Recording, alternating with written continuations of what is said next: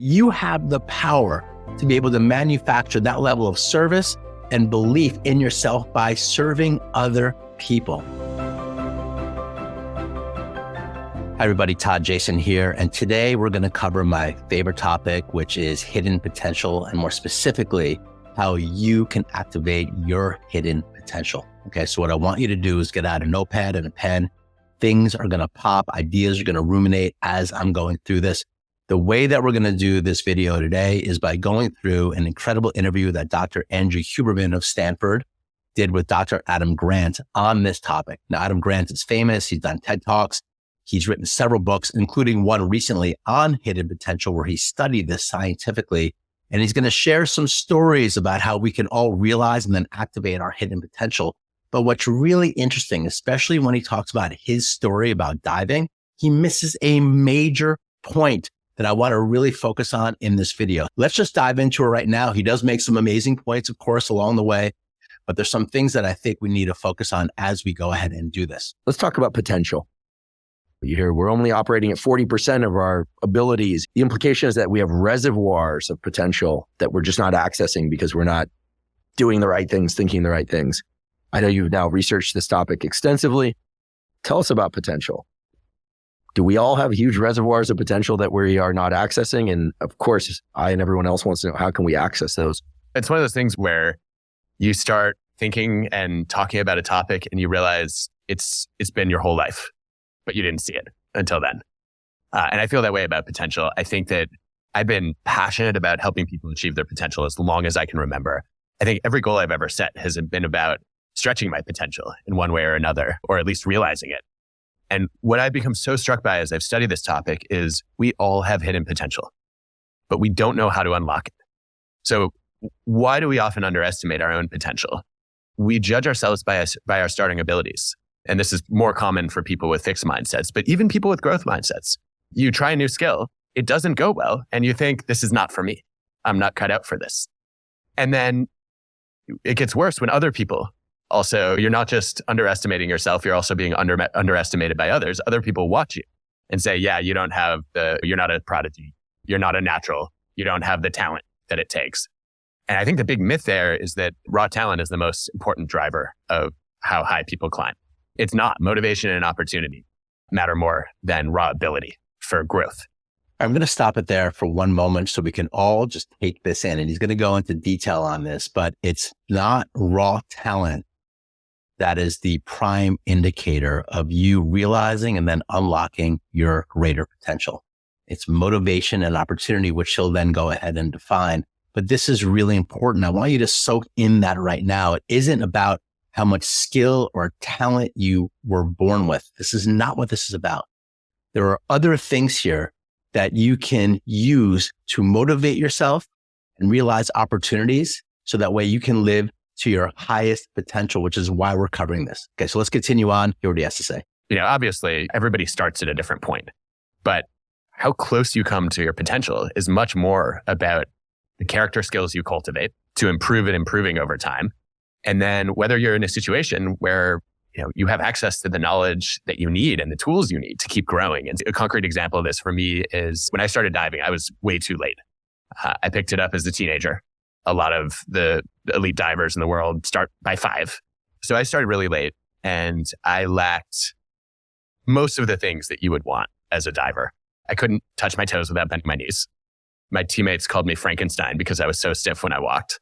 So lacking the flexibility, I have no rhythm. My coach brought a metronome to practice one day and I couldn't even keep the beat. You think about diving as a sport of grace? Nope. And then I also couldn't jump and I couldn't twist either. And it's like you're missing the explosive power. You don't have the athleticism.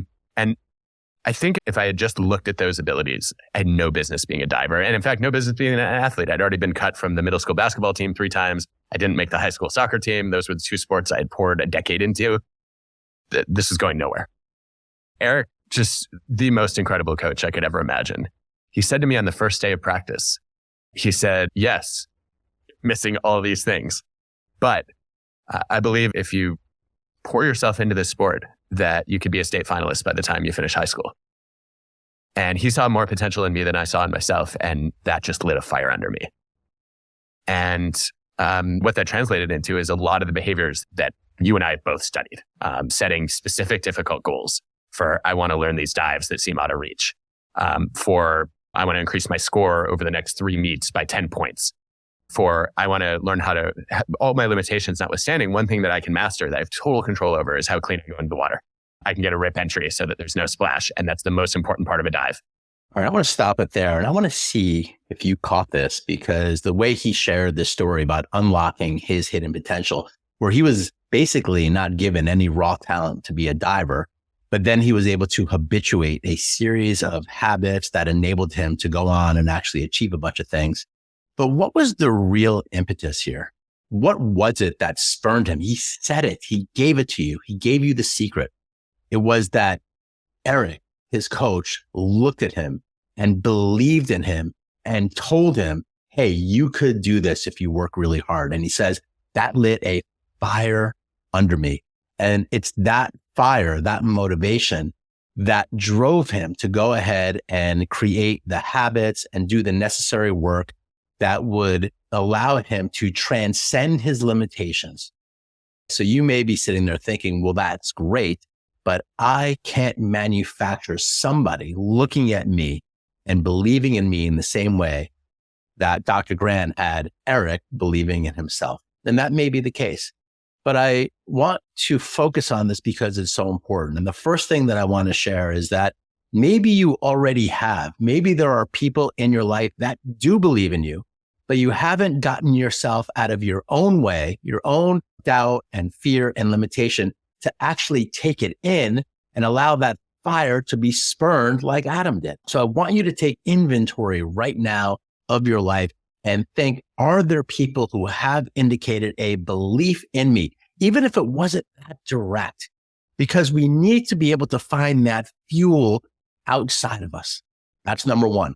Now, the second piece is just a deeper truth. Let's say that maybe you can't recognize a moment in time where somebody has looked at you and said, I see you and I believe that you can do this.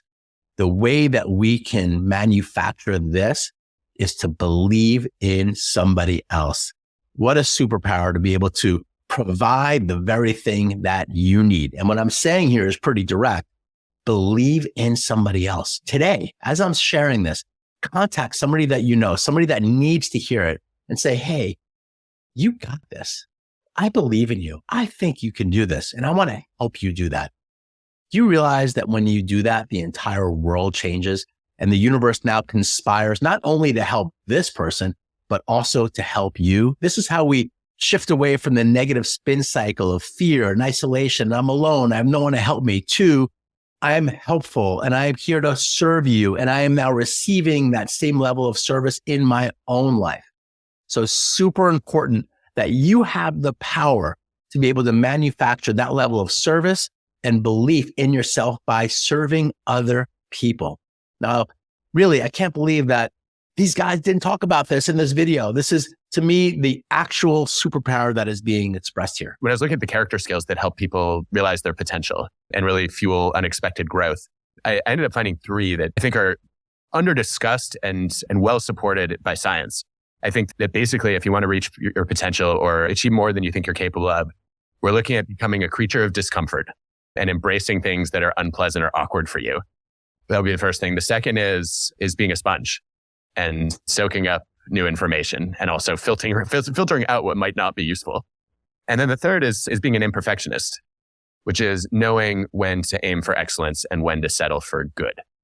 Really beautiful science-backed research here about how to unlock your potential. And I want to talk about those 3 points again. These are traits that Dr. Grant found lead to high levels of success and unlimited potential. And the first one is discomfort, right? We are creatures of comfort. We want to be comfortable. We want things to be easy, but we know that greatness entails us turning into our discomfort. That is our growth edge. When we are literally pushing ourselves to become a new and better version of ourselves, we are entering into unfamiliar territory, and that feels weird, but that is the change that we are requiring of ourselves to go ahead and do it. To have your potential fully realized is not easy. If it was so easy, everybody would just do it, wouldn't we? So we need to turn into the discomfort. The second piece is to be a sponge. learn, spend time watching things, spend time watching people that have perfected what you want to perfect. Here's one of the truths that I learned is that no matter what it is that you want to achieve in your life, right now, there is somebody, probably more than one, probably millions of them, who have already succeeded beyond what you can even dream of success for yourself. Go and learn from them. Get the modeling, become a sponge of those people. Learn their mindset, learn their habits, learn their traits, learn what they do, learn what their mistakes were so you don't make them. And then the third piece is imperfectionism, meaning that it's never going to be right. Whatever it is that you're doing to have your potential unlocked and unleash the world, it is never going to feel exactly right. That is the path. When it feels like it isn't right, you just keep going. Put your head down and you keep going and you reap the spoils later. So I'm going to stop the video there. I hope that you really benefited from this. I love doing these videos and these reactions because what I can do is I could take really succinct pieces from amazing experts like these two gentlemen and actually add some color and context that really drive it home. And I hope that you really enjoy this, and give me a like, give me a comment, and I'll see you on the next one.